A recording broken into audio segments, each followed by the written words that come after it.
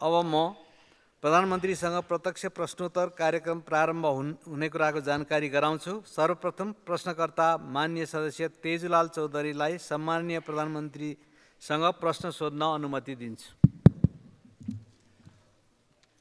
सम्माननीय सभामुख महोदय,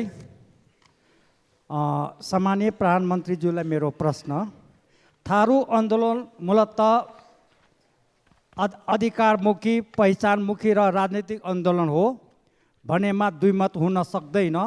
तसर्थ यसै सन्दर्भमा टिकापुर घटना अहिलेसम्म पनि थारूहरू फरार छन्, मुद्दा खेपिरहेको छन्। किन फरार व्यक्तिहरू कहिलेसम्म मुक्ति पाउनुहुन्छ? साथै प्रतिनिधि सभामा सबै 275 जना सांसदहरूको भूमिका र अधिकार समान छ भनिन्छ, तर नेपाल सरकारले मन्त्री र नेताहरूको निर्वाचन क्षेत्रमा बजेट मात्रै छुट्याउँछ। यसले संहिता र गणतन्त्र कमजोर पार्छ कि पार्दैन? निर्वाचन पछि किन यस्तो विभेद र दुर्व्यवहार गरिन्छ? साथै मधेसको साक्षरता कम हुनुको मुख्य कारण के हो? र साथै टोल टोलमा विद्यालय छन्, सुविधा छन्, तर मधेसको साक्षरता प्रतिशत कम छ। विशेष गरी मधेसको शैक्षिक गुणस्तर सुधार गरी त्यहाँका मुहार फेर्न सरकारको किन प्रभावकारी र दिगो सुधारको योजना ल्याउन नसकेको हो? सम्माननीय प्रधानमन्त्रीज्यूसँग जवाब चाहियो। धन्यवाद। अब सम्माननीय प्रधानमन्त्री पुष्पकमल दाहाल प्रचण्डलाई उक्त प्रश्नको जवाफ दिन अनुमति दिन्छु। सम्माननीय सभामुख महोदय, प्रश्नकर्ता माननीयलाई म धन्यवाद भन्न चाहन्छु। थारू लगायत आर्थिक र सामाजिक रूपमा पछाडि परेका समुदायको पहिचान स्थापित गर्ने र आर्थिक सामाजिक सशक्तिकरणका निम्ति र त्यसको मार्फत समुदायको अधिकार सुनिश्चित गर्ने विषयमा नेपाल सरकार सधैँ नै गम्भीर रहँदै आएको म जानकारी गराउन चाहन्छु। सोही आधारमा आवधिक योजना, वार्षिक नीति कार्यक्रम तथा बजेट मार्फत सरकारले विभिन्न कार्यक्रम सञ्चालन गरिरहेको विषयमा सम्मानित सदन र मान्य सांसदहरू समक्ष म अवगत गराउन चाहन्छु।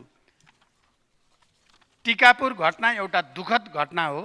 घटनाका विषयमा दोषी ठहर भएका व्यक्तिहरूको हकमा कानुन बमोजिम नै हुने कुरा मान्यहरूलाई अवगत नै छ। जहाँसम्म कैद माफी मिनाको विषय छ, त्यस घटनामा कानुन बमोजिमको प्रक्रिया पुरा गरेका केहीले सो सुविधा पाइ पनि सक्नु भएको छ भने बाँकीले कानुन बमोजिम तोकिएको प्रक्रिया अनुरूप निरूपण हुने नै छ भन्ने विश्वास व्यक्त गर्दछु। दोस्रो, सरकारले आवधिक बजेट तर्जुमा गर्दा प्रचलित ऐन कानुन बजेट तर्जुमा दिग्दर्शन एवं प्रणाली अनुरूप छलफल तथा स्वीकृति गर्ने प्रक्रियामा सबै जनप्रतिनिधिहरूको अहम भूमिका रहने कुरामा दुई मत हुन सक्दैन। सरकारको नीति तथा कार्यक्रम र वार्षिक बजेट निर्माण प्रक्रियाको परम्परागत अभ्यासमा परिवर्तन गर्न मैले यही रोस्टम मार्फत गत साल घोषणा गरेको कुरा सबैलाई अवगत नै छ। सोही बमोजिम सम्बद्ध कानुनमा समेत आवश्यक संशोधन गरी कार्य अगाडि बढाइएको पनि हो। यद्यपि सङ्घीय संसदमा नीति तथा कार्यक्रममा पर्याप्त छलफल भएर बजेट निर्माण हुने अपेक्षा गरिए पनि संसदको कार्यवाही नियमित रूपमा सुचारू हुन नसक्दा नीति तथा कार्यक्रम र बजेट तर्जुमा प्रक्रियामा हामीले अपेक्षा गरे अनुसारको रूपान्तरण गर्न भने सकेनौँ। तर सरकारले नीति तथा कार्यक्रममा उल्लेखित विषयहरूलाई सम्बन्धित सबै पक्षसँग छलफल गरी बजेटमा तालमेल कायम गर्ने पुरै कोसिस गरिएको छ। बजेट विनियोजन गर्दा बहुवर्षीय स्रोत सहमति दिइएका आयोजना, आगामी आर्थिक वर्षमा सम्पन्न हुने आयोजना, सृजित दायित्व भुक्तानी गर्नुपर्ने आयोजना, क्रमागत रूपमा रहेका आयोजना तथा अनिवार्य दायित्व अन्तर्गत खर्च हुने कार्यक्रमका प्राथमिकतापूर्वक अनिवार्य रूपमा बजेट प्रस्ताव गर्नुपर्ने हुन्छ।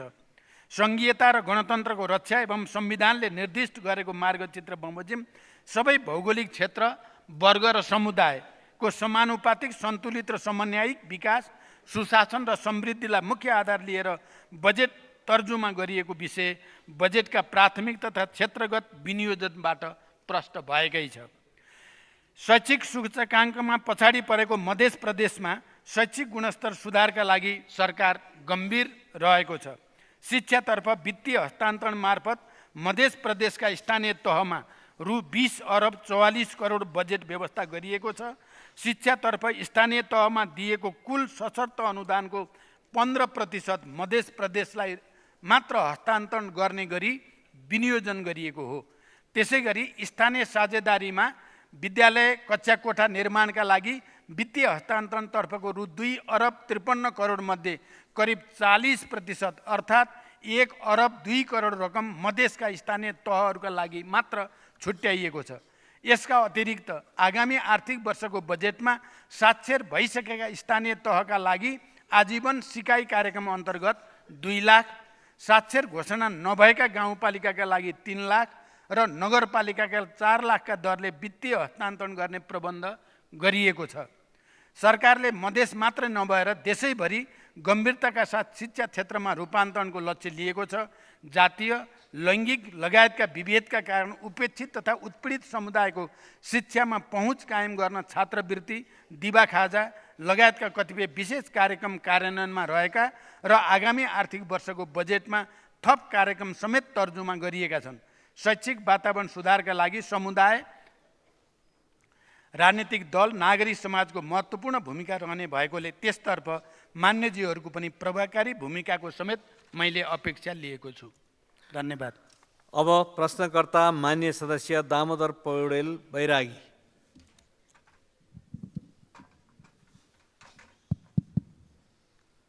सम्मान्य सभामुख महोदय, सम्मान्य प्रधानमन्त्रीसँग मेरो प्रश्न 1 3 टुक्रामा।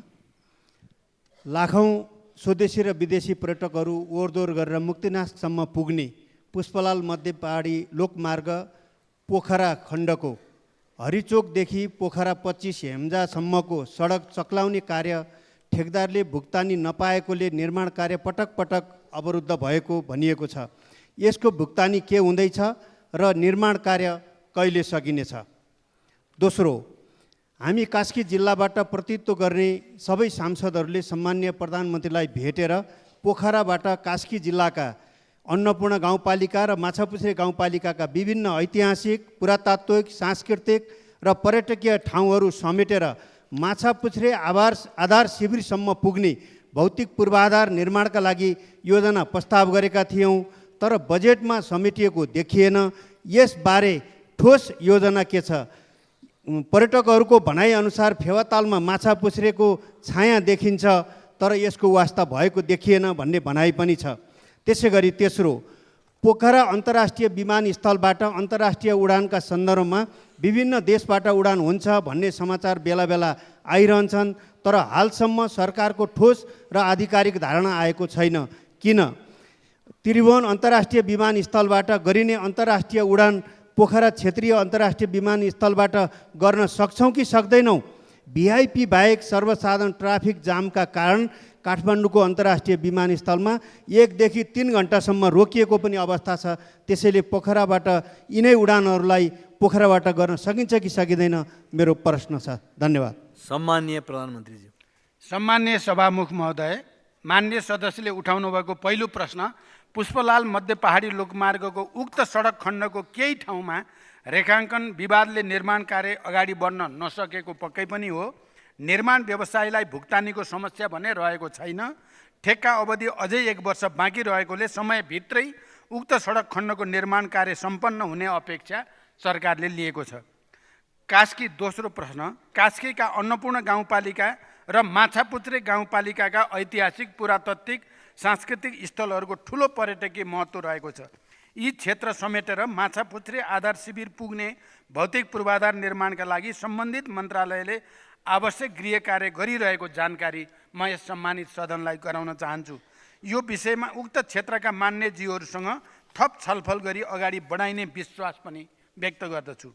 तेस्रो, पोखरा अन्तर्राष्ट्रिय विमानस्थल दिगो सञ्चालनका सम्बन्धमा सरकारवालाहरूसँग छलफल र समन्वय गरी तदारुकताका साथ कार्य भइरहेको छ। अन्य देशका अन्तर्राष्ट्रिय वायु सेवाहरूले पोखरा विमानस्थलबाट सेवा सञ्चालन गर्नको लागि विभिन्न छुट तथा सहुलियतका साथै अन्य विषयमा पनि चासो व्यक्त गरेकाले ती विषयहरूमा छलफल र समन्वय भइरहेको छ। पोखरा अन्तर्राष्ट्रिय विमानस्थल लगायत तीनवटै अन्तर्राष्ट्रिय विमानस्थलहरू दिगो रूपमा सञ्चालन गर्न सार्वजनिक निजी साझेदारीमा सञ्चालन र निर्माण सम्बन्धमा सुझाव पेश गर्न कार्य समिति गठन भएको र समितिले प्रतिवेदन तथा सिफारिस प्राप्त भएपछि अन्तर्राष्ट्रिय विमानस्थलहरू सार्वजनिक निजी साझेदारी वा सञ्चालनको अन्य उपयुक्त विधि तय गरी कार्यान्वयनमा ल्याइनेछ। र आज बिहान मात्रै पनि मैले सम्बन्धित मन्त्रालयसँग पोखरा अन्तर्राष्ट्रिय विमानस्थल र गौतम बुद्ध अन्तर्राष्ट्रिय विमानस्थल सञ्चालनको बारेमा अन्तर्राष्ट्रिय समन्वयका लागि छलफल गरेको छु र केही सकारात्मक र उत्साहवर्धक प्रगति भइरहेको जानकारी गराउन चाहन्छु। धन्यवाद। अब प्रश्नकर्ता माननीय सदस्य दयालबहादुर शाही।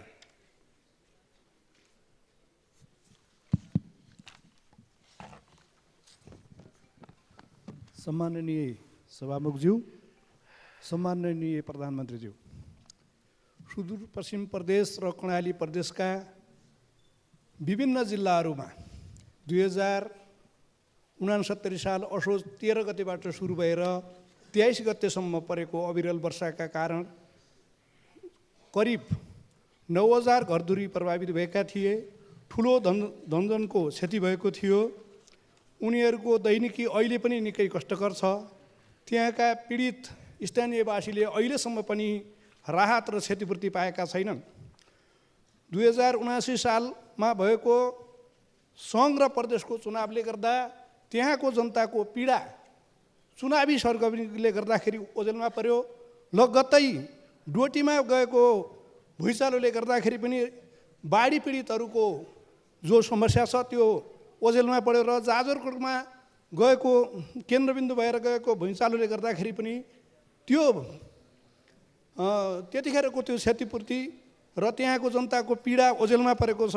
सम्माननीय प्रधानमन्त्रीज्यू, बाजुरा, बजाङ, अछाम, दार्चुला, जुम्ला, हुम्ला, मुगु, कालीकोट, डोल्पा र दैलेख र मैले प्रखण्डमा छुटाएको थिएँ। दैलेख र जाजरकोटमा पनि त्यो समस्या त्यत्तिकै छ। सम्माननीय प्रधानमन्त्रीज्यू, यस सम्बन्धी यो गृह मन्त्रालय अन्तर्गतको राष्ट्रिय विपद तथा जोखिम न्यूनीकरण तथा व्यवस्थापन प्राधिकरण एकदमै उदासीन रहेको छ। पीडितहरू अझै पनि आश गरेर बसेका छन्। यस सम्बन्धमा सम्माननीय प्रधानमन्त्रीज्यूको के योजना छ? धन्यवाद। सम्माननीय प्रधानमन्त्री। सम्मान्य सभामुख महोदय, मान्यजीको पहिलो प्रश्न, सुदूरपश्चिम र कर्णाली प्रदेशका जिल्लाहरूमा गएको बाढी पहिरोबाट प्रभावित 3313 परिवारको आवास निर्माणका लागि आवश्यक 88 करोड 82,500 थप निकासा गर्ने प्रक्रिया अगाडि बढाइएको जानकारी गराउन चाहन्छु। यो रकम यथाशीघ्र सम्बन्धित जिल्ला र लाभग्राहीको खातामा पठाउने प्रबन्ध मिलाउन मैले सम्बन्धित निकायलाई निर्देशन दिइ नै सकेको छु। जाजरकोट र बजाङ केन्द्रबिन्दु भएर गएको भूकम्पबाट प्रभावित 85,690 अस्थायी आवासका लाभग्राही पहिचान भई अस्थायी आवास व्यवस्थापनका लागि आवश्यक 4 अरब 28 करोड 45 लाख रुपियाँ मध्ये राष्ट्रिय विपद जोखिम न्यूनीकरण तथा व्यवस्थापन प्राधिकरणबाट 3 अरब 16 करोड रुपियाँ जिल्ला विपद व्यवस्थापन समितिको कोषमा निकासा भइसकेको छ। बाँकी रहेको 1 अरब 12 करोड 45 लाख निकासाका लागि आवश्यक प्रक्रिया अगाडि बढाइएको छ। यसै गरी डोटी केन्द्रबिन्दु भई गएको भूकम्पबाट 15,600 लाभग्राही पहिचान भई अस्थायी आवास व्यवस्थापनका लागि आवश्यक पर्ने रु 78 करोड निकासाका लागि समेत प्रक्रिया अगाडि बढिसकेको छ। धन्यवाद। अब प्रश्नकर्ता माननीय सदस्य दिकपाल कुमार शाही। सम्माननीय सभामुखज्यू, सम्माननीय प्रधानमन्त्रीज्यूलाई मेरो प्रश्न, 2080 जेठ 31 गतेका दिन दैलेख जिल्लाको दुल्लु नगरपालिका 12 दहमा दाहाल, लम्साल र रूपाखेतीका कुल शिरोमणि दासुको शालिग अनावरण कार्यक्रमको आमसभामा भावुक हुँदै सम्बोधन गर्दा पञ्चकोशी क्षेत्र मेरो पूर्वजको वासस्थान हो र यस क्षेत्रको विकास गर्नु मेरो कर्तव्य हो। यसको विकासको लागि म बजेटको व्यवस्था गर्छु भन्नुभएको थियो। यस वर्षको वार्षिक विकास कार्यक्रममा त्यस्तो उल्लेख्य बजेट किन देखिएन? आफैले बोलेको पञ्चकोशी क्षेत्र धार्मिक क्षेत्रको विकासको लागि के गर्दै हुनुहुन्छ र कर्णाली सभ्यताको रूपमा रहेको खस राज्यको सिजनल राजधानी दुल्लुमा रहेको ऐतिहासिक दुल्लु दरबार प्रधानमन्त्रीज्यूकै नेतृत्वमा रहेको नेकपा माओवादी पार्टीले 2059 वैशाख 8 गते बमद्वारा ध्वस्त बनाइएको थियो। सो दरबार निर्माण गर्न सरकारले के गर्दैछ? सम्माननीय प्रधानमन्त्री। सभामुख महोदय, ऐतिहासिक धार्मिक सांस्कृतिक एवं पुरातात्विक महत्त्व बोकेको दैलेखको पञ्चकोशी धार्मिक क्षेत्रको समग्र पर्यटकीय विकासका लागि सरकार गम्भीर रहेको जानकारी गराउँछु। दैलेख पादुका स्थानको अन्वेषण एवं उत्खनन कार्यका लागि पुरातत्व विभागबाट आगामी आर्थिक वर्षका लागि बजेट विनियोजन गरिएको छ। पुरातत्व विभागले अध्ययन अनुसन्धान र संरक्षणका कार्यहरू गर्नुको साथै पञ्चकोशी अन्तर्गत श्री स्थान, पादुका स्थान, नाभि स्थान, तल्लो ढुङ्गेश्वर जस्ता ठाउँहरूमा संरक्षणका कार्यहरू भइरहेका छन्। पर्यटन क्षेत्रको विकासलाई प्राथमिकताका साथ देशैभरिका पर्यटकीय स्थलको संरक्षण, पूर्वाधार विकास तथा प्रवर्धन गर्ने कार्यक्रमलाई विशेष प्राथमिकताको साथ कार्यान्वयनमा ल्याइनेछ। दैलेख स्थित दुल्लु दरबारको संरक्षणका लागि पुरातत्व विभाग मार्फत विगतका वर्षहरूमा समेत विभिन्न कार्य हुँदै आएका छन्। उक्त दरबार निजी स्वामित्वमा भएकोले सम्बद्ध पक्षसँग संवाद गरी दरबार पुनर्निर्माण गर्न स्थानीय तह मार्फत समन्वय पनि भइरहेको छ। धन्यवाद। अब प्रश्नकर्ता माननीय सदस्य जुली कुमारी महतो महासेठ। सम्माननीय सभामुख महोदय, सामान्य प्रधानमन्त्रीज्यूसँग जिज्ञासा राख्न चाहन्छु। धौन्साको कौचरी स्थित मिथिला बिहारी मठबाट प्रत्येक वर्ष फाल्गुनमा आयोजना हुने मध्यमा परिक्रमाको डोलालाई यहाँले स्वयं विदाई गर्नुभएको यहाँलाई स्मरणै होला। एसियाकै सबैभन्दा ठुलो नेपाल र भारत गरी 133 किलोमिटरमा घुमिने मध्यमा परिक्रमा नेपाल र भारत बीचको धार्मिक सांस्कृतिक सम्बन्धको जीवन्त गाथा हो। भारतको फुलहड कल्ना लगायत स्थान हुँदै धौन्साको मुखियापट्टि मुसर्निया वार्ड नम्बर 6 स्थिति थलीघाट नदी पार गरेर नेपालको दर्जनौँ धार्मिक स्थलहरूको परिक्रमा गरिन्छ। तर दुर्भाग्य जमुनी पुलको थलीघाटमा निर्माणाधीन पुल वर्षौँदेखि अल्पत्र परेको छ। हाल आएर नेपालकै भूभागमा नापी अनुसार तत्काल जनतालाई राहत दिन अस्थायी बेली ब्रिज पुलको निर्माण गर्नका लागि अगाडि बढेको, तर भारत पक्षबाट अवरोध गर्नुपर्ने कारण के होला? नेपालले आफ्नो भूभागमा पनि निर्माण कार्य गर्न पाउने हो वा होइन? नापी परराष्ट्र मन्त्रालय, गृह मन्त्रालय, भौतिक पूर्वाधार मन्त्रालय समेत जानकार भइसक्दा पनि उक्त भूमिको स्पष्ट नापी डिटेल्स ल्याउँदा पनि भारतीय पक्षद्वारा हालसम्म सहजीकरण गर्न नचाहेको र नेपालको भूमिमा आएर अवरोध गर्नुपर्ने कारण के होला? यसरी अवरोध खडा गरिरहँदा सम्बन्धित निकाय मुखदर्शक बन्नुपर्ने कारण के होला? सम्मान्य प्रधानमन्त्रीज्यूसँग चित्तबुझ्दो सकारात्मक जवाबको अपेक्षा गर्दछु। त्यसै गरी जठी जनकपुर ढल्केवर 6 लेन सडक अन्तर्गत नेपाली भूभागमा रहेको शताब्दीय पुरानो पुल आफ्नै स्थानमा अवस्थित रहेको छ र सोही पुरानो पुलको छेउमा 6 लेन सडकको मापदण्ड अनुसार अधुरो पुल निर्माण गर्न चाहँदा भारतीय पक्षबाट अवरोध सिर्जना हुँदै आएको छ। यो सम्बन्धमा सामान्य प्रधानमन्त्रीज्यूलाई जानकारी छ कि छैन? सामान्य प्रधानमन्त्रीज्यूसँग चित्त बुझ्दो निकासा सहितको जवाबको अपेक्षा गरेको छु। त्यस्तै सामान्य प्रधानमन्त्रीज्यूसँग नेपाललाई आकर्षक भ्रमण गन्तव्यको रूपमा विकास गर्दै विदेशी पर्यटकलाई आकर्षित गर्ने सरकारको योजना अनुरूप सरकारको आगामी आर्थिक वर्ष 81-82मा 16 लाख पर्यटक भित्र्याउने योजना लिएको छ। यो लक्ष्य प्राप्तिमा मिथिला संस्कृतिको खुला पुस्तकालयको रूपमा रहेको जनकपुर धाम क्षेत्रको धेरै योगदान रहने कुरा निर्विवादै छ।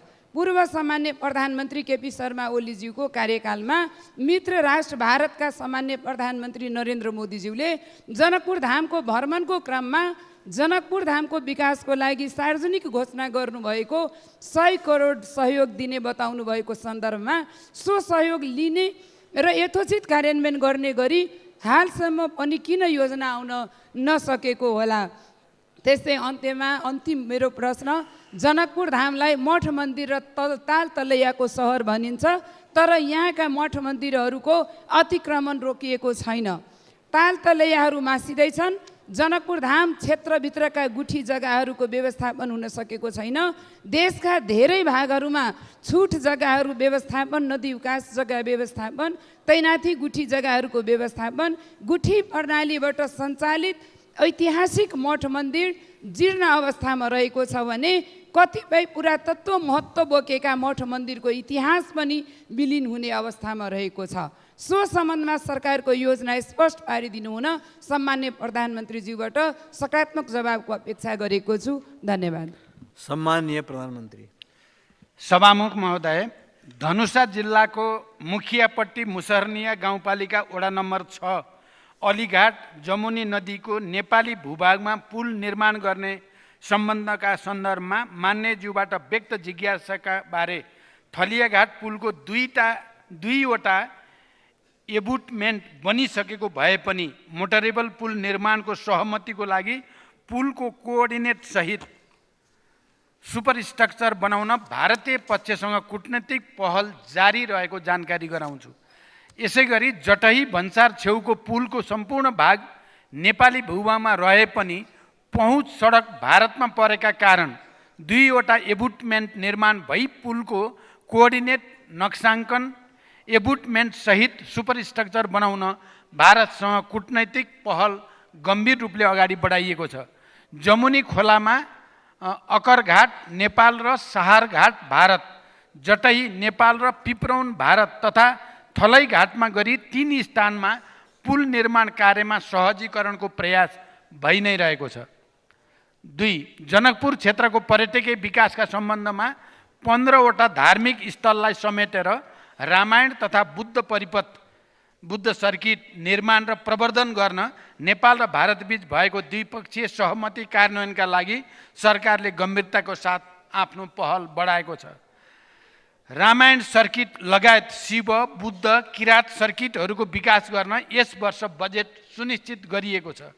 जनकपुर क्षेत्रको पर्यटकीय विकासका लागि 98 वर्ष पुरानो गोपाल धर्मशाला रहेको स्थानमा नयाँ परियोजना कार्यान्वयन गर्नका लागि विस्तृत परियोजना प्रतिवेदन तयार भई कार्यान्वयनको प्रक्रिया अगाडि बढिसकेको छ।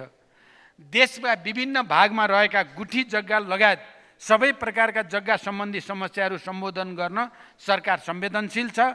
विशेषतः मौजुदा कानुनी प्रावधानबाट समाधान हुन नसकेका गुठी जग्गा सम्बन्धी समस्या समाधान गर्न एवं गुठी सम्बन्धी विद्यमान व्यवस्था, प्रथा, परम्परा र गुठी संस्कृतिको संरक्षण र सम्वर्धनका लागि मौजुदा कानुनमा आवश्यक परिमार्जनको खाकासहित यही असार 15 गतेभित्र नयाँ गुठी सम्बन्धी कानुनको मस्यौदा तयार गर्न कार्यदल गठन भई मस्यौदाको तयारी कार्य अगाडि बढिसकेको जानकारी पनि म गराउन चाहन्छु। मस्यौदा प्राप्त भए पश्चात सम्बद्ध सरकारवालाहरूसँग समेत छलफल गरी विधेयकलाई अन्तिम रूप दिइने र सम्मानित सदनमा पेश गरिने जानकारी गराउँछु। धन्यवाद। अब प्रश्नकर्ता मान्य सदस्य ठाकुर प्रसाद गैरे।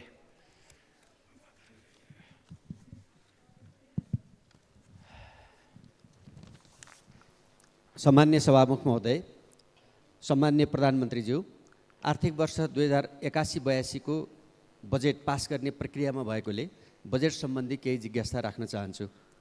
सम्मान्य प्रधानमन्त्रीज्यू, यहाँले संविधानको मर्म र भावना अनुरूप सङ्घीयताको प्रभावकारी कार्यान्वयनका लागि सङ्घीय सरकारले कुनै पनि योजनामा रु 3 लाख भन्दा कम बजेट विनियोजन नगर्ने घोषणा गर्नुभएको थियो। 3 करोड भन्दा कम बजेटका योजना विनियोजन नगर्ने घोषणा गर्नुभएको थियो। तर बजेटमा शहरी विकास मन्त्रालय लगायत विभिन्न मन्त्रालयहरूले हजारौँ योजनाहरू 5 लाख, 2 लाख र 1 लाखका र केही योजनाहरू 1000 का समेत विनियोजन गरेको पाइन्छ। सम्मान्य प्रधानमन्त्रीज्यू, यसरी बजेट विनियोजन गर्दा तपाईँले गर्नुभएको घोषणाको उपहास भएन र? यस्तो काम गर्ने मन्त्रीज्यूहरूलाई पुरस्कृत गर्नुहुन्छ वा के? सम्मान्य प्रधानमन्त्रीज्यू, अब तपाईँ प्रस्तुत गर्नुभएको तपाईँ प्रस्तुत बजेटको समर्थन गर्नुहुन्छ कि विरोध अथवा सच्याउन निर्देशन दिनुहुन्छ जान्न चाहन्छु। सम्माननीय प्रधानमन्त्रीज्यू, बजेट वक्तव्यमा उल्लेख भएको भरतपुर, बुटोल, पोखरा, मुगलिङ, भरतपुर 3वटा कोणमा राखी गण्डकी आर्थिक त्रिभुज परियोजना मध्येको एक महत्त्वपूर्ण सिद्धार्थ राजमार्ग बुटोल पोखरा खण्ड आर्थिक वर्ष 2081-82 को सुरु 6 महिनाभित्रै छोटा छोटा सुरुङ मार्ग, घुम्ती घटाउने अग्ला पुल बनाउने, भाइडक्ट प्रविधि मार्फतका कामहरूलाई मार्फत डेडिकेटेड डबल लेन सडक स्तरोन्नति कार्यका लागि आरम्भ गर्न सम्बन्धित मन्त्रालयलाई निर्देशन दिन अब कुनै कठिनाइ छ र म जान्न चाहन्छु। सम्माननीय प्रधानमन्त्रीज्यू, आफ्नो जिल्ला र निर्वाचन क्षेत्रमा आम जनताले चाहे बमोजिमको विकास योजना र बजेट लैजान मन्त्री नै बन्नुपर्ने हो र? म यहाँलाई प्रश्न गर्न चाहन्छु, यदि त्यसो हो भने संसदहरूलाई आफ्नै क्षेत्रमा योजना लैजान सक्ने गरी तपाईँको आफ्नै कार्यकालमा नै सबैलाई मन्त्री बनाउने योजना पो बनाउनु भएको हो कि जान्न चाहन्छु। धन्यवाद। सम्माननीय प्रधानमन्त्री। सभामुख महोदय, सरकारले वार्षिक बजेट तथा कार्यक्रम तर्जुमा गर्दा व्यावहारिक र प्रतिफल प्राप्त होस् भन्ने उद्देश्यले सङ्घ, प्रदेश र स्थानीय तहमा आयोजनाहरूबीच दोहोरोपन हुन नदिने, ठुला आयोजना सङ्घबाट कार्यान्वयन गर्ने, मझौला प्रकृतिका आयोजना प्रदेशबाट र साना आयोजना स्थानीय सरकारबाट कार्यान्वयन गर्ने विषयमा सरकार अहिले पनि स्पष्ट र दृढ रहेको जानकारी गराउन चाहन्छु। वित्तीय हस्तान्तरण अन्तर्गत सशर्त अनुदानका तर्फका कतिपय आयोजनाहरू सम्पन्न गर्ने कार्यका लागि केही आयोजना तथा कार्यक्रमहरूमा कम रकम देखिए पनि रु 3 करोडभन्दा कम रकम विनियोजन भएका आयोजनाहरूलाई प्रदेश तथा स्थानीय तहबाटै कार्यान्वयन गर्ने गरी अगाडि बढाइने ब्यौरा समेत म जानकारी गराउन चाहन्छु। 2. एकीकृत विकासको अवधारणा अनुरूप निजी क्षेत्र समेतको सहकार्यमा भरतपुर, बुटोल, पोखरा, मुगलिन, भरतपुरलाई 3वटा कोणमा राखी गण्डकी आर्थिक त्रिभुजको नमुना परियोजना बजेट मार्फत प्रस्तुत गरिएको छ। यो नेपालको आर्थिक तथा सामाजिक विकासमा एउटा माइलस्टोन हुने विश्वास हामीले लिएका छौँ। यस त्रिभुज अन्तर्गतको सिद्धार्थ राजमार्ग स्तरोन्नति गर्ने कार्य सरकारको प्राथमिकतामा रहेको कुरा पनि म स्पष्ट गर्न चाहन्छु। यो परियोजनाबाट यातायात पूर्वाधारको विकास मात्र नभई उद्योग, ऊर्जा, कृषि तथा पर्यटन क्षेत्रको विकाससँगै रोजगारीका अवसर सृजना हुने लक्ष्य हामीले लिएका छौँ। परियोजनाको कार्यान्वयन कार्ययोजना तयार भइरहेको र आगामी आर्थिक वर्षको सुरुबाटै कार्यान्वयन गर्ने गरी निर्देशन समेत दिइसकिएको जानकारी गराउन चाहन्छु। तेस्रो, बजेट तर्जुमा गर्दा प्रचलित ऐन, कानुन, बजेट तर्जुमा दिग्दर्शन एवं स्वीकृत प्रणाली अनुरूप अर्थ मन्त्रालय र विषयगत मन्त्रालयहरूबाट हुने गर्दछ। जनताका माग सम्बोधन गर्न विकास आयोजना तथा कार्यक्रमलाई प्राथमिकताका आधारमा विनियोजन गरी कार्यान्वयन गरिने विश्वास दिलाउन चाहन्छु। बजेट तथा योजना लैजान मन्त्री नै बन्नुपर्ने होइन, सकेसम्म समानुपातिक ढङ्गले बजेट विनियोजन गरिएको छ। आगामी दिनमा यसमा अझै परिमार्जन गर्न जोड दिइनेछ। म मान्य सदस्यहरूसँग के कुरामा सहमत छु भने गत साल मैले जसरी बजेट तर्जुमा गर्न सबै मान्य सदस्यहरूको सामूहिक छलफलको अपेक्षा गरेको थिएँ, विभिन्न राजनीतिक उतार चढाव र घटनाक्रमले त्यसो गर्न चाहे जस्तो नसकिएको कुरा सत्य हो, तर फेरि पनि यसलाई त्यो रूपमा अगाडि बढाउने कोसिस गरिन्छ। धन्यवाद। प्रश्नकर्ता माननीय सदस्य टेक बहादुर गुरुङ।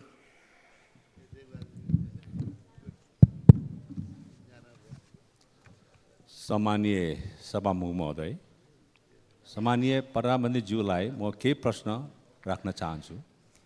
पर्यटकीय तथा जलस्रोतले सम्पन्न हिमाली जिल्ला मनाङ, जहाँ लमजुङ जिल्लाको बेसी सहरदेखि मनाङको चामेसम्म जोड्ने 65 किलोमिटर सडकको ट्र्याक खोल्ने कार्य सम्पन्न गर्न नेपाली सेनालाई 15 वर्ष लाग्यो। उक्त बेसी सहर चामे मोटर बाटो ट्र्याक खोल्ने कार्य सम्पन्न भएपछि मिति 2069 साल मङ्सिर 7 गतेदेखि सार्वजनिक यातायात पनि सञ्चालनमा आयो र उक्त मोटर बाटो सडक विभागलाई जिम्मा लगाइयो। सडक विभागलाई जिम्मा लिएको 12 वर्ष पुरा भइसक्दा पनि हालसम्म जम्मा 8 किलोमिटर सडक मात्रै कालोपत्र भएको छ र बाँकी 57 किलोमिटर सडक हालसम्म कालोपत्र त कुरै छोडौँ ग्रामीणसम्म हुन सकेको छैन। राजधानीबाट सबभन्दा नजिक दूरीमा पर्ने पर्यटकीय हिमाली जिल्ला मनाङ हो। धेरै सङ्ख्यामा आन्तरिक तथा बाहिरी पर्यटकहरू भित्री जिल्लाहरूमध्ये मनाङ अग्रस्थानमा पर्दछ। मनाङ जनताहरू आन्तरिक तथा बाहिरी पर्यटकले कहिलेसम्म जोखिमपूर्ण यात्रा ब्याउनु पर्ने हो? मनाङवासीले पक्की पिच सडकमा यात्रा गर्न अब कति वर्ष कुर्नुपर्ने हो? आगामी योजना के छ? ठिक कति वर्षभित्र बेसी सहर चामे सडक ग्राभल भई कालोपत्रे पिचको कार्य सम्पन्न हुनेछ भने सम्मानीय प्रधानज्यूबाट जवाब पाऊँ।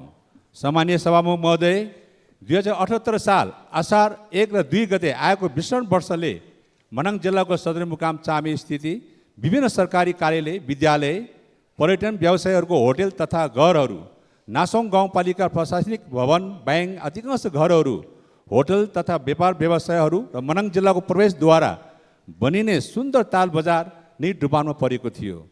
साथै जिल्लाभरिको सडक, झुलुङ्गे पुल बाहिरी पहिरोले छेदविच्छेद गरी अरबौँको क्षति पुर्याएको थियो। तत्कालीन समयमा स्वयं सम्मानीय प्रधानमन्त्रीज्यू, पूर्व मन्त्री देवप्रसाद गुरुङज्यू, तत्कालीन ऊर्जा मन्त्री पम्प भूषालज्यू र म लगायत कर्मचारीहरूको टिमले स्थलगत अवलोकन गरी तत्कालीन सरकारले समेत मनाङ जिल्लालाई क्षतिग्रस्त जिल्ला घोषणा गरेको थियो।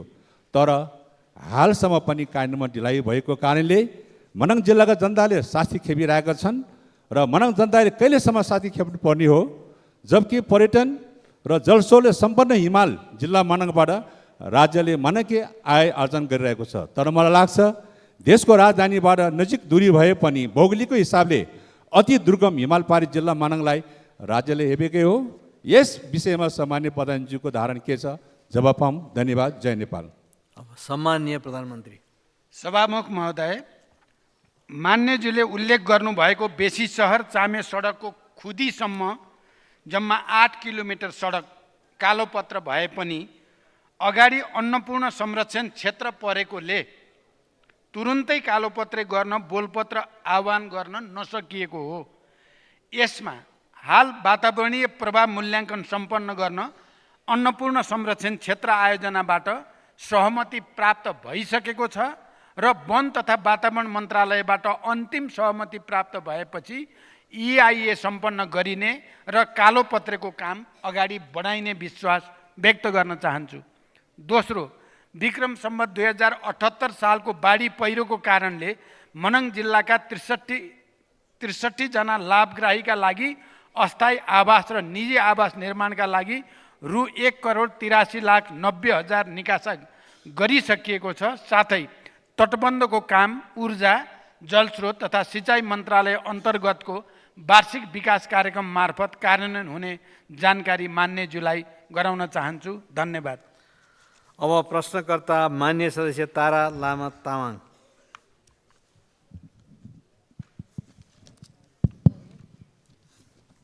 सम्मान्य सभामुखज्यू मार्फत सम्मान्य प्रधानमन्त्रीज्यूमा, तत्कालीन सरकारले 2058 सालमा शुक्लाफाटा वन्यजन्तु आरक्ष हालको शुक्लाफाटा राष्ट्रिय निकुञ्ज विस्तार गर्ने क्रममा 100औं परिवार घरबारविहीन भएका छन्। पीडित भएकाहरूलाई 22 वर्ष बितिसक्दा समेत उचित क्षतिपूर्ति र सट्टा भर्न पाउन सकेका छैनन्। अहिलेसम्म सरकारले 32 वटा आयोग बनाइसक्दा पनि समस्या समाधान नभएकोले अत्यन्त नाजुक अवस्थामा ढक्का शिविर लगायत कञ्चनपुरको अन्य क्षेत्रका शिविरहरूमा आशमा बसेका पीडितहरूको समस्या समाधान गर्न सरकारले अधिकार सम्पन्न आयोग बनाएर 100औं पीडितलाई कहिले न्याय दिने योजना छ? 2, सरकारले योभन्दा पहिलेकै सरकारले जस्तै भर्खरै 11वटा मुलुकबाट राजदूत फिर्ता बोलाएका छन्। हरेक पटक नयाँ सरकार बन्ने, नयाँ राजदूतहरू फिर्ता बोलाउने परिपाटीले अन्तर्राष्ट्रिय जगतमा मुलुकको कूटनीतिक पक्ष कमजोर भएको छ। अहिलेसम्म 50% कार्य डिप्लोमेट र 50% राजनीतिक नियुक्तिबाट राजदूत जाने गरेका छन्। आगामी दिनहरूमा सरकारले राजनीतिक नियुक्ति गर्दा राष्ट्रिय सहमति बनाएर नियुक्ति गर्दा राम्रो सन्देश जाने थियो कि राजदूत नियुक्ति पश्चात एउटा मापदण्ड बनाएर कार्य सम्पादनको आधारमा कम्तीमा 4 वर्ष राख्ने व्यवस्था गर्दा राम्रो हुन्थ्यो कि? यसमा सरकारको योजना के छ? 3, कञ्चनपुरको चुरेदेखि भारतको दुधवा नेसनल पार्कसम्म जोडिएको 43 किलोमिटर लामो दोदा नदीको बाढीको कारण हरेक वर्ष यो किनारामा बसोबास गरेको हजारौं बिघा खेतीयोग्य जमिन र दर्जनौं गाउँ डुबान कटान भई करोडौं धनजनको क्षति हुने र बस्ती विस्थापित हुनु परेको छ। यो समस्यालाई समाधान गर्न बृहत गुरुयोजना बनाई अधिकांश राणा थारू आदिवासी जनजाति र अन्य समुदायको बसोबास रहेको सो क्षेत्रको समस्या समाधानको लागि सरकारले के सोचिरहेको छ, के योजना छ? त्यसै गरी कञ्चनपुरको दक्षिणी क्षेत्रमा रहेको हुलाकी सडकको बेलौरी क्षेत्र पचुई क्षेत्रमा निर्माणको क्रममा भारतीय सुरक्षाकर्मीले सीमा विवाद देखाई निर्माण कार्यमा समय समयमा अवरोध गरेकोले नेपाली भूभागमा बनिराखेको सो सडक निर्माण अगाडि बढाउन र सीमा विवादलाई कूटनीतिक पहल गर्ने समाधान गर्ने योजना कहिलेसम्म छ? धन्यवाद। सम्माननीय प्रधानमन्त्री। सभामुख महोदय, मान्य सदस्यहरूले यहाँ प्रश्न राख्दा र नम्बर राख्दा चाहिँ एउटा प्रश्न भनेर राखिएको हुँदो रहेछ। अहिले भर्खरै मान्य तारा तामाङजीले प्रश्न नम्बर 8 भनेर यहाँ राखिएको छ, तर उहाँले 4वटा प्रश्न राख्नुभयो। यसलाई पनि अलि व्यवस्थापन गर्नुपर्ने हो कि जस्तो मैले महसुस गरेँ, खालि मैले सुझावको रूपमा मात्रै। शुक्लाफाटा राष्ट्रिय निकुञ्जबाट प्रभावित जनताको समस्याका बारेमा सरकार गम्भीर छ।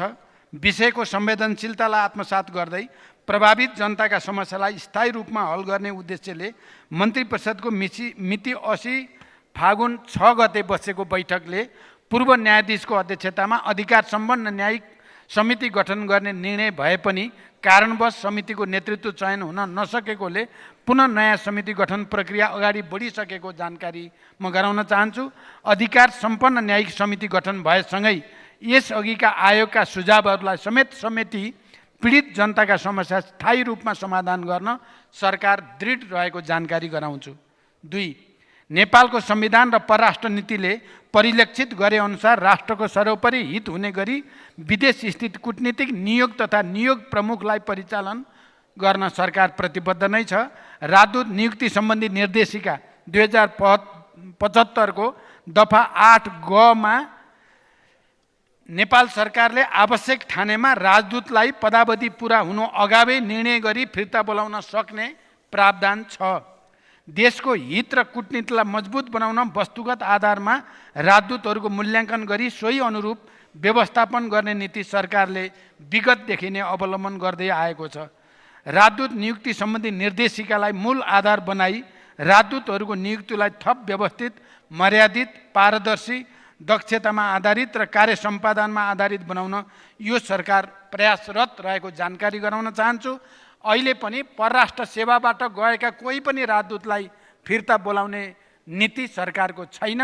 खालि राजनैतिक नियुक्तिबाट गएकाहरूको हकमा मात्रै समीकरण परिवर्तनसँगै विगतमा त तुरुन्तै हुने गर्थ्यो, यो पटक बरु 3 महिनाभन्दा बढी समयसम्म यो कायम रह्यो। त्यसकारण यो सरकार गम्भीर छ भन्ने कुराको यही नै प्रमाण हो। कञ्चनपुरको चुरेदेखि भारतको दुधवा नेसनल पार्कसम्म जोडिएको 43 किलोमिटर लामो दोदा नदीका कारण स्थानीय जनताले भोग्दै आएको समस्याको बारेमा म जानकार छु। दोदा नदी नियन्त्रणका लागि विभिन्न समयमा प्रयास भए पनि नदीको प्रकृतिलाई यसले पारिरहेको असरलाई दीर्घकालीन व्यवस्थापन गर्नुपर्ने देखिएकोले सरकारले संयुक्त राष्ट्रसङ्घको परियोजना सेवा मार्फत जलवायु परिवर्तनसँग यसलाई अन्तर सम्बन्धित गरी reducing climate risk and bench resilient livelihood प्रतिवेदन तयार गरिएको छ। यो आयोजना जलवायु परिवर्तनको कारणले सृजित समस्या समाधानको उपयुक्त मोडेल हुन सक्ने भएकोले ऊर्जा जलस्रोत तथा सिँचाइ मन्त्रालयले ग्रिन क्लाइमेट फन्ड मार्फत यसलाई कार्यान्वयन ल्याउन प्रक्रिया अगाडि बढाइसकेको छ। प्रतिवेदनका आधारमा बाढी नियन्त्रणका संरचनाहरू बनाउने, नदी वरिपरिका फाँटहरूमा व्यवस्थित र भरपर्दो सिँचाइ सुविधा पुर्याउने, स्थानीय जनसमुदायलाई सशक्तिकरण गर्ने जस्ता कार्यहरू सुरु हुने र यसबाट वर्षौँदेखि जनताले दोदा नदीबाट भोगिरहेको समस्या अन्त्य हुने विश्वास लिइएको छ। यसका साथै हाल तत्कालका लागि आपतकालीन विपद सूचना प्रवाह तथा विपद प्रभाव न्यूनीकरणका लागि दोदा नदीसँग जोडिएका शुक्ला फाँटा नगरपालिकाका 3वटा, लालझाडी नगरपालिकाका 4वटा, पुनर्वास नगरपालिकाको 1 स्थानमा गरी जम्मा 8वटा स्थानमा पूर्व सूचना प्रणाली जडान गरिएको छ भने विपद प्रतिकार तथा अन्य कार्यका लागि बजेट सुनिश्चित गरिएको छ। हुलाकी राजमार्ग अन्तर्गत डोके बजार बेलौरी बेल्दी दैजी सडक खण्डको बेलौरी नगरपालिका वडा नम्बर 8 कालोपुल खारपत खोलादेखि इटाभट्टा मोड पर्चुईसम्मको 1400 मिटर लम्बाइमा सडक निर्माण कार्य अन्तर्गत विगतमा विवाद रहित रूपमा निर्माण कार्य सञ्चालन भई ग्राभेल गर्ने सम्मको कार्य सम्पन्न भइसकेको र उक्त स्थानमा थप निर्माण कार्य सञ्चालनका लागि सहयोग तथा सहजीकरण गर्न भारतीय पक्षसँग कूटनैतिक पहल भइरहेको जानकारी गराउँछु। धन्यवाद। अब प्रश्नकर्ता मान्य सदस्य जीवन परियार।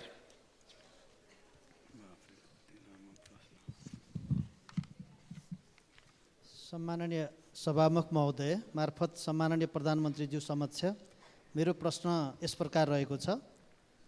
कास्की, रूपन्देही, चितवन, काठमाडौँ उपत्यका लगायत देशैभरका लाखौँ सहकारी बचतकर्ताको अरबौँ रकम सहकारीका सञ्चालक, व्यवस्थापक, सहकारीबाट कर्जा लिई समयमा साँबा र ब्याज नबुझाएका ऋणी, गैरकानुनी रूपमा सहकारीको रकम लगेका निजी कम्पनी लगायत सरकारवाला अन्य व्यक्ति जसले उक्त रकमको हिनामिना, दुरुपयोग, अपचलन र ठगी गरेका छन्, ती व्यक्तिबाट ठगिएको रकम असुल उपर गरी ती लाखौँ पीडित सहकारीका बचतकर्ताले कहिलेसम्म रकम फिर्ता पाउँछन्?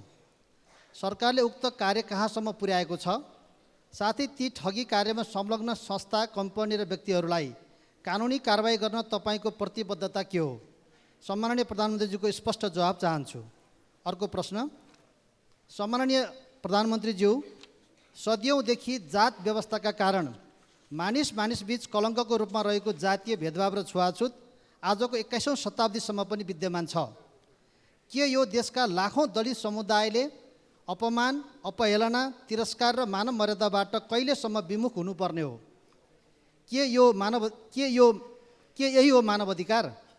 विश्व सामु हामीले कहिलेसम्म शिर निहुराउनु पर्ने हो? के पटक पटक राज्य सञ्चालनको ड्राइभिङ सिटमा बस्ने तपाईँहरूले माफी माग्नु पर्दैन? के यी लाखौँ अपमानित जनताको पीडाप्रति संवेदना पैदा हुँदैन? हाम्रो देशबाट 104 वर्षे राणा शासनको अन्त्य भएको 74 वर्ष भयो। 30 वर्षे पञ्चायती व्यवस्था अन्त्य भएको 35 वर्ष भयो। यो देशबाट झन्डै 240 वर्षे राजतन्त्र अन्त्य भएको 16 वर्ष भयो।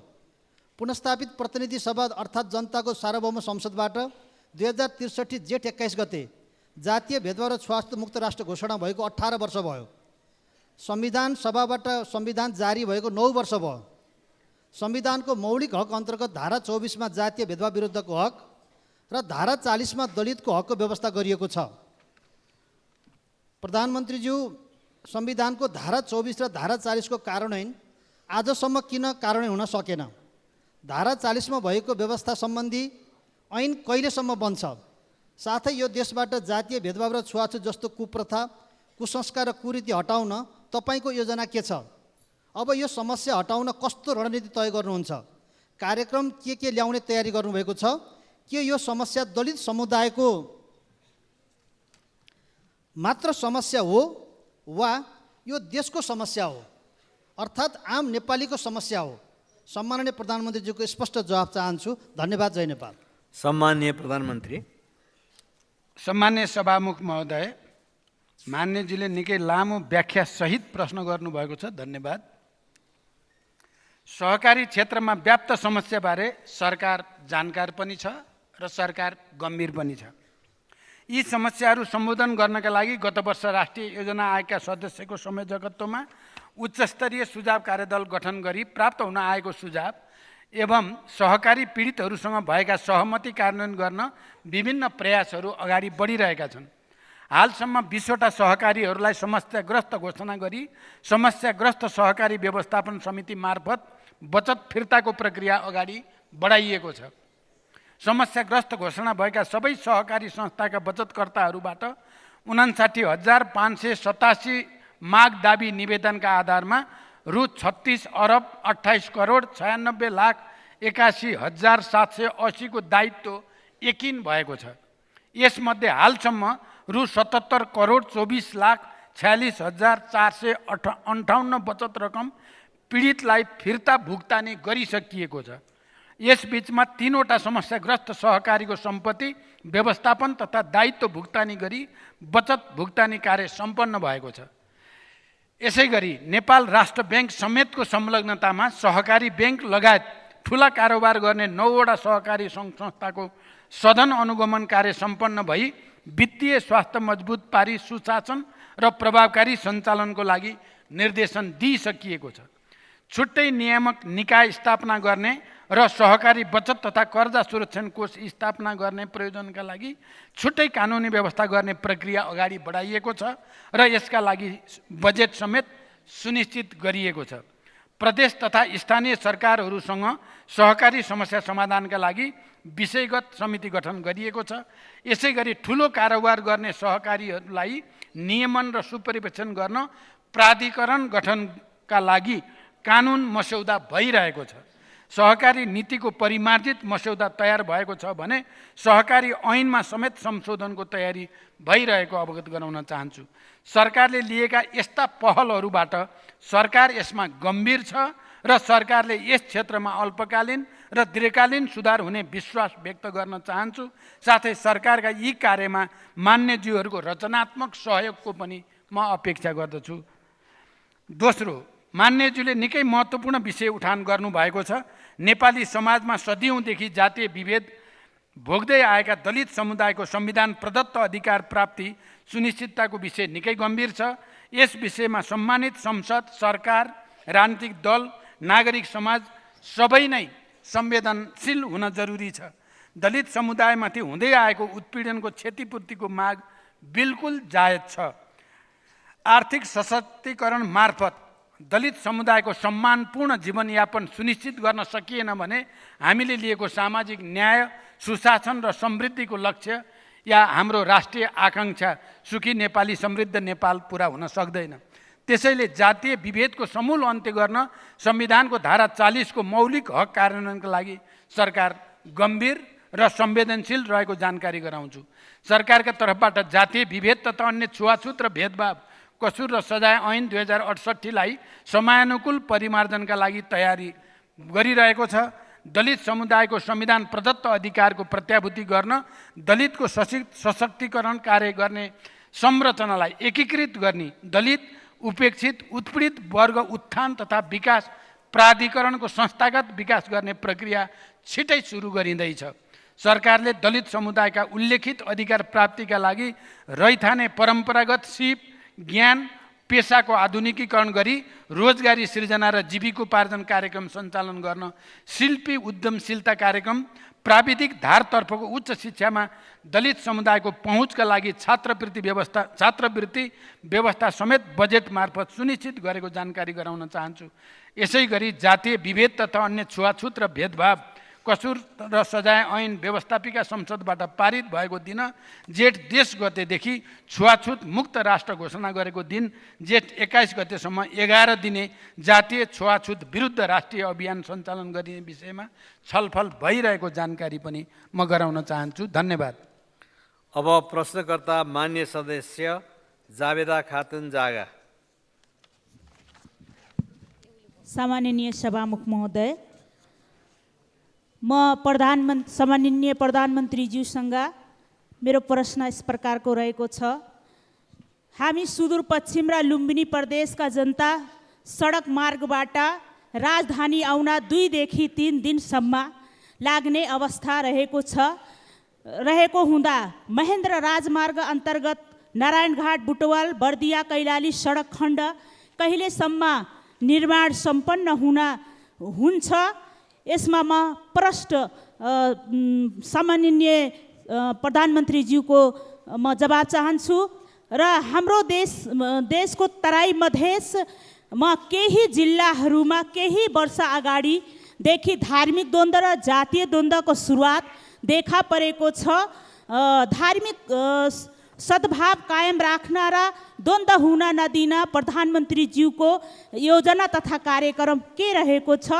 र तेस्रोमा रहेको छ, ऋणमा निर्माण गरिएको पोखरा अन्तर्राष्ट्रिय विमानस्थल र गौतम बुद्ध अन्तर्राष्ट्रिय विमानस्थल भइरहवा आजसम्म पनि नियमित उडान किन हुन सकिराखेको अवस्था छैन? र ऋणमा रहेको उक्त दुवै विमानस्थलको ऋण तिर्ने आधार के छ? यसबारेमा प्रधानमन्त्रीज्यूसँग जवाब चाहन्छु। हस्त धन्यवाद। सम्माननीय प्रधानमन्त्री। सभामुख महोदय, नारायणगढ बुटोल सडक खण्ड 4 लेनमा स्तरोन्नति गर्ने ठेक्का कार्यान्वयनको चरणमा रहेको छ। आर्थिक वर्ष 81-82मा सो सडक खण्ड स्तरोन्नति गर्ने कार्य सम्पन्न हुनेछ। बुटोल गोरुसुङ्गे सडक खण्ड 4 लेनमा स्तरोन्नति गर्न केही हप्तामै ठेक्का सम्झौता हुँदैछ। धानखोला लमही सडक खण्ड 40 kilometre millennium challenge account MCA नेपालको तर्फबाट स्तरोन्नति गर्न जुलाई 24 को अन्त्यतिर ठेक्का आह्वान हुँदैछ। महेन्द्र राजमार्गकै बाँके बर्दिया कैलाली र कञ्चनपुरसम्मको सडक खण्ड स्तरोन्नति गर्नको लागि सडक विभागबाट डिटेल इन्जिनियरिङ डिजाइन तयार गर्न परामर्शदाता नियुक्ति गर्न पूर्व तयारी सुरु भइसकेको छ र डिजाइन तयार भएपछि उक्त सडक खण्डको स्तरोन्नति गर्ने योजना रहेको जानकारी गराउन चाहन्छु। बहुजातीय, बहुभाषिक, बहुधार्मिक, बहुसांस्कृतिक र भौगोलिक विविधता युक्त विशेषतालाई आत्मसात गरी विविधता बीचको एकता, सामाजिक सांस्कृतिक ऐक्यबद्धता, सहिष्णुता र सद्भावलाई संरक्षण एवं प्रवर्धन गर्ने दिशामा नेपाल सरकार अघि बढिरहेको कुरा मान्यज्यूहरूलाई विदितै छ। नेपाल सरकारले गृह मन्त्रालय र मातहत स्थानीय प्रशासन मार्फत धार्मिक तथा सामाजिक सद्भाव बढाउन केन्द्रीय स्तर तथा प्रादेशिक स्तरमा समेत छलफलका कार्यक्रमहरू गरिरहेको साथै धार्मिक गतिविधिका नाममा साम्प्रदायिकता फैलाउन खोज्ने व्यक्ति तथा समूहहरूलाई प्रचलित कानुन बमोजिम कानुनी कारबाहीका कार्यलाई निरन्तरता दिँदै आएको छ। नेपालको संविधान विपरीत धार्मिक तथा सामाजिक सद्भाव बिगार्ने र साम्प्रदायिकता फैलाउने गतिविधि नियन्त्रणका लागि जस्तोसुकै उपाय अपनाउन नेपाल सरकार प्रतिबद्ध रहेको कुरा सम्मानित सदनलाई जानकारी गराउँदछु। राष्ट्रिय गौरवको आयोजनाको रूपमा सम्पन्न पोखरा र गौतम बुद्ध अन्तर्राष्ट्रिय विमानस्थललाई पूर्ण क्षमतामा सञ्चालनमा ल्याई समृद्धिको स्रोत र आधारको रूपमा उपयोग गर्न सकिने कुरामा म विश्वस्त छु। धन्यवाद। अब प्रश्नकर्ता माननीय सदस्य डाक्टर तोसीमा कार्की। सम्माननीय सभामुख महोदय, नेपाल सरकारले नै बनाएको आयोजना वर्गीकरणको आधार तथा मापदण्ड 2080 को दफा 6 मा एकल अधिकारको विषयमा नेपाल सरकारद्वारा स्वीकृत अन्य मापदण्डले सङ्घ वा प्रदेशबाट कार्यान्वयन गर्नुपर्ने गरी तोके बाहेकका पूर्वाधार योजनाको हकमा सङ्घबाट 3 करोड रुपैयाँ र प्रदेशबाट 1 करोड रुपैयाँ भन्दा कम लागतका नयाँ आयोजना कार्यान्वयन गरिने छैन भनेर लेखिएको छ। यही कुरा सम्माननीय प्रधानमन्त्रीज्यूले विभिन्न गोष्ठीहरू साथै यही संसदको रोस्ट्रमबाट पनि पटक पटक भन्नुभएको छ। आगामी बजेटमा सङ्घले 3 करोड भन्दा साना योजनाहरू हेर्दैन, यसलाई हामी सङ्घबाट होइन कि प्रदेश र स्थानीय सरकार मार्फत गर्नेछौँ भनेर। तर 2081-82 को बजेटमा हेर्दा साना साना भवन निर्माण, नाली निर्माण, पार्क निर्माण, सडक निर्माण लगायत विभिन्न ठुला योजनाहरूमा समेत 1 लाख 5 लाख जस्ता रकमहरू न्यून रकम छुट्याई पर्याप्त अध्ययन बिना नै सङ्घ अन्तर्गत राखिएको छ। जस्तै मनमोहन स्मृति प्रतिष्ठान ज्येष्ठ नागरिक उपचार सेवा सञ्चालन भनेर 1 लाख, ललितपुरमा घर जग्गाको मुआब्जा दिने कार्य भनेर 3 लाख, 3 लाखले कसरी हामीले मुआब्जा दिने घर जग्गाको। टिकाथली खरिबोटदेखि हनुमन्ते खोलासम्मको सडक स्तरोन्नति, ढुङ्गेन गणेशमान पार्क सडक, गुठी चौर देवीस्थान सडक, मोती राजकुलो महालक्ष्मी, 5 मातेश्वर सडक, सातो बाटो खुमलटार सडकबाट वैकल्पिक ऊर्जाको बाटो हुँदै रेडियो नेपालको टावर उत्तरतर्फ जाने सडक, यो 5 वटा सडकलाई एकमुष्ट रूपले 5 लाख। बागमती खोला पुल युएन पुलसँगै 5 लाख, नखु खोला पुलको लागि 5 लाख, महालक्ष्मी लुबु खोला जोड्ने पुलको लागि 5 लाख, खहरे खोला पुल गोदावरी सातो बाटो हरिसिद्धि 5 लाख। यी योजनाहरूमा बजेट थप्ने योजना छ कि कसरी यसलाई कार्यान्वयन गर्ने योजना छ? यी त केवल उदाहरण मात्र हुन्। सम्माननीय सभामुख महोदय, म प्रश्न सोध्न चाहन्छु, बजेट बनाउँदा मन्त्री परिषदमा मन्त्रीज्यूसँग छलफल गरियो कि गरिएन? सरकार आफैले बनाएको मापदण्ड मिच्ने गरी बजेट कसरी ल्याइयो? यस्ता कनिका छरे जस्ता बजेटका योजना कार्यक्रमहरू सङ्घबाट अब हामीले कसरी कार्यान्वयन गर्ने? आम नागरिकहरूलाई डेलिभरी कसरी दिने? 1 लाख, 3 लाख, 5 लाखले पुल बनाउँछु, बाटो बनाउँछु, नाला बनाउँछु, भवन बनाउँछु भनेर कसरी विश्वास दिलाउने आम नागरिकहरूलाई यो सरकारप्रति?